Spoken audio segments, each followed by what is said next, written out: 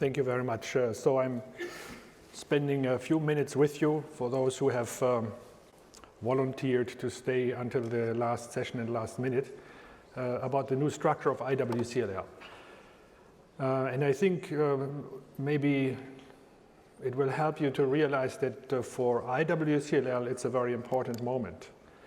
As you've heard by the elegant introduction and history by Jerry Marty, who is just coming, it started around this time in '79 when roughly 10 persons that are on this slide met for the first time in Paris. And this is taken from a lecture that Jacques Ribinet, I think, has given in New York at the New York meeting the last time. And he counted 10, if you can see the names yourself, 10 original members. There is other historians or sources who say 12, and that is these people, and I leave it to the historians of CLL to sort that out. But it was a small number, and yet it was considered a very huge success because that actually started the entire atmosphere and the work. And so until last Friday, iwCLL was then led by a committee that still contained a large number of the same persons and additional persons that were included into this committee. And until recently, we didn't have any formal status, nor did we have any other desire than being a club of friends who basically tried to move things forward and to somehow organize in a more or less organized way the biannual meetings that you have attended this year as well. So 40 years later, I think we have now come to a change that I'm going to present to you. So in order to prepare for this, I can tell you, spent a lot of time and several meetings, including one retreat, where we thought and heavily debated and really tried to give a sense to a development. And the, I should say, concern, if not sometimes even anxiety, was that this group and also iwCLL could lose the spirit of friendship and trust and respect. And it's only in this spirit, actually, that you can have a debate on opposing views and still respect your scientific colleague. And this is exactly what this group stands for, and this is exactly what we did not want to lose when restructuring and reforming iwCLL. We also spent not only time on, let's say, the structure, like I will outline it shortly, but in essence tried to make an explanation why we think iwCLL should exist. On a very administrative basis, since a few years, iwCLL is a registered non-profit association under German law that had some reasons. One being, for example, that ERIC has been founded by the same principles and is an association, and we wanted to have a non-profit association that can be managed and create tax exemptions for income if we had such income. There's no other reason than that. And this organization is committed to create progress regarding the management and outcome of patients with CLL worldwide. So we had also a long debate on this small sentence. So what would be our current vision? And we clearly share the vision that iwCLL is working for a world where all patients with CLL can be cured. And that actually includes also the statement that we will take care of the disparity that we just heard when we went, and for those who went to the last session, because it is absolutely intolerable that we see patients in some parts of the world treated with maximal expenses, and in other parts we do not even have the minimal requirements met for CLL treatment, and it is our responsibility to fight publicly against this. The mission is manifold. It is committed to create progress regarding the management and the outcome of CLL worldwide. And as I said, we will emphasize the global aspect. We will foster research and promote education, as we did at this meeting, and do everything to foster also translational and basic science. We want to attract scientists and physicians working in the field. And as I said already, because it's one of the most important fields, I think, for the future, with now all the possibilities of the treatment, we wish to render optimal therapies available to all patients, regardless of their income, education, gender, geographic region, and healthcare system in their country. We are, of course, continuing. I mean, this is what iwCLL has been known for exactly 40 decades now. Scientific events, 4 decades. Scientific events and meetings, 40 years. And to support fun research projects and research. And finally, we give awards to scientists and clinicians that have contributed to the field. Our values, the values that we have shared in this small group and will share in the expanded group I'm going to talk about in a minute, are as follows. We are refreshing and thought-provoking in our approach. We foster collaboration. We acknowledge the hard work and scientific achievements of others, enable transparency, and create an atmosphere of respect and truthfulness. So this is what we thought would be our core values of iwCLL. The governance structure, since we did not have a governance structure for a long time, because it basically was no institution. iwCLL was a group that met, but we decided it would maybe a good thing to have a structure to allow us handling a meeting of this size appropriately. So the key decision-making board is the membership assembly. They elect the executive board. It's always in every association like that. The members have the final say. They elect for a 2-year term the executive board.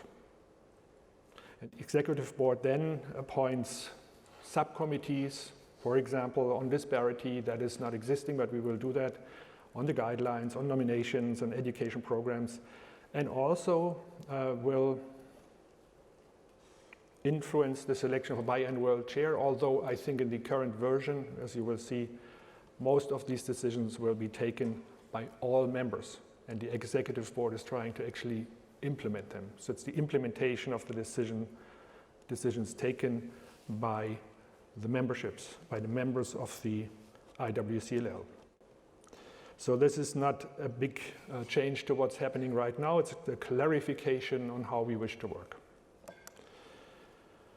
The current executive board is composed as shown here. There's a chairperson, which is myself, a deputy chairperson who is sadly not able to come to this meeting, Michael Keating, and we wish him all the best for his recovery.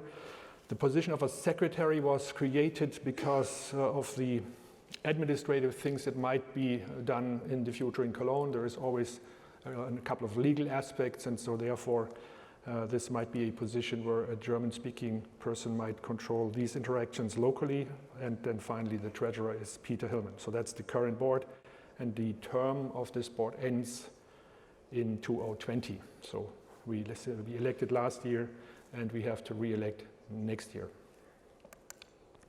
So this is the, should we say, last photograph eventually of the current, or until Friday, board. We called ourselves the board, but at the same time we were the members, and we would say the membership group is on this picture. And this picture shows again one person that you should keep in mind, Sarah, to the right, who has come and helped us to restructure iwCLL and is really an important asset and a wonderful person that will take care that iwCLL develops to the best of its potentials. Now we have nominated new members, and this is the first picture of the new assembly, if you wish, all the people that came to this event and on Friday last week. And so we have expanded the group. Actually, we doubled it with 15 new members. And I will show you the full list, because some of them could not make it to the meeting, the full list of the new members on this slide. What you see here also, because I changed colors between genders, that we have an almost equal distribution of female and male members, and I think it was heavy time. I would say it was really time to make sure that this wonderful group of female scientists that works against CLL and is also appearing with very strong presentations at this meeting was included at a large proportion into this group, and I think you will all agree on this. The membership cannot be gained by application. We also decided that this would also be and remain for the time being a recognition of scientific excellence and continued commitment to CLL research. So it is meant to remain a membership that signifies scientific excellence and is a distinction, and therefore we kept that in the articles of the association. What we do in the future is just in a few examples shown here. So we will have biannual meetings, and one of the commitments that we already made but will strengthen further is to have also biannual meetings outside of one of the members of this group. So we can go to any country, and we will from time to time initiate applications. You will hear later where we go next, and you already see it on the banners. It's going to be Poland, but Tejish will tell you. And those meetings will also try to actually help our commitment to really go global. And the content will be provided by iwCLL committee, so a little bit more professional again.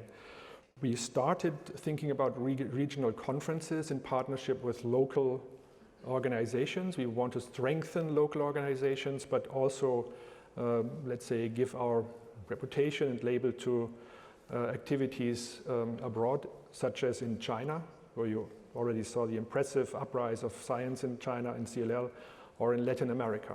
2 examples where we had concrete talks this week. And what we will equally do is to create new subcommittees on questions such as disparity, guidelines, a new website that needs to be filled with content, education programs, and of course also to manage the scientific conferences. So with this, in less than the allocated 30 minutes, I promise to be short. I just wanted to tell you how we tried to evolve. It's no revolution. It's a small but consequent step to open up iwCLL to younger scientists and to evolve into a dynamic, professionally managed group that remains in the spirit of respect and truthfulness. So I hope we have achieved that goal with a lot of discussions. I think if the intensity of the discussion is a predictor of success, then this will be one of the most successful associations that has ever been developed. Thank you for your attention.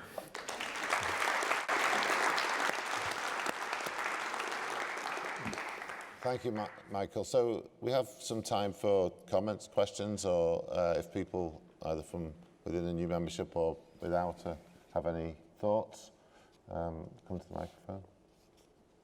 I concur with Michael's view about the efforts that we've gone through over the last 4 years to try and reorganize the iwCLL. Michel Vergelder, Maastricht. We have had this session about how different it is in the world treating CLL patients, but the world is not only CLL patients. So I would like to make a plea that, for example, for choosing the locations for the conferences, that we choose locations that are easy accessible, so that we, for example, have low numbers of flights, that we recycle batches, and that we join the Sustainable Development Goals reaching. That would be my plea. We'll try to do that. Good idea. And It may be that the world of scientific communication will change and we won't no longer have conferences. However, without meeting, personally sometimes it's difficult, but your input is well taken. We'll try to improve on that regard with climate and all the other concerns that we have with the environment. Any other comment, questions, criticism? No. Okay. Then thank you for your attention, and I actually even have some time to listen to the next talk before I go on. Thank you, Michael.